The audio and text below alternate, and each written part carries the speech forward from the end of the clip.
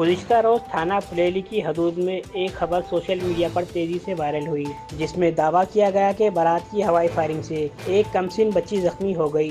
ताहम district police Hyderabad की तहकीकात में हकीकत इसके बरक्स निकली। एसएसपी हैदराबाद शादेब चाचड़ की हिदायत पर पुलिस ने फौरी कार्रवाई करते हुए वाक़े की मुकम्मल छानबीन की, जिसके दौरान ये इंकशाफ हुआ कि बच्ची को गोली घर के अंदर ही लगी है।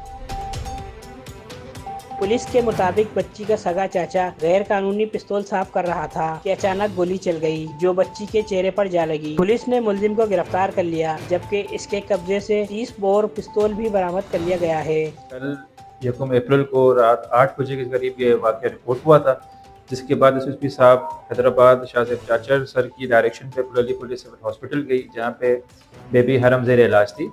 ड्यूरिंग एग्जामिनेशन ये चीज़ सरफेस की कि इनका जो वुंड है वो क्लोज रेंज है।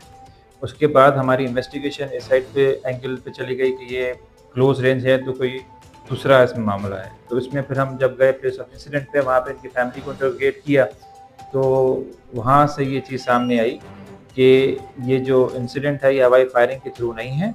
ये उनके जो सगे चाचा हैं उनका वेपन था उधर, और वो उसके सफाई में उनको बेध्यानी में गोली लगी, जिसका मुकदमा भी दर्ज किया।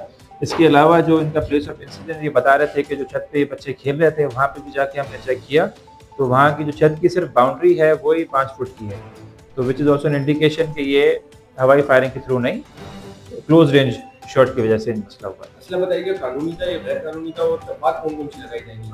असला जो था वो अनलाइसेंस था, और इनका जो ओनर थे वो राहिल है, जो इनके चाचा थे, और इनके ऊपर 324 का सेक्शन लगा है और 337H2 का लगा है, which is a negligent act. Police ने आवाम से अपील की है कि गैर मुसद्दिक़ा खबरें फैलाने से गुरेज करें। कैमरा टीम के हमरा जाहिद गौरी, वतन न्यूज़, हैदराबाद।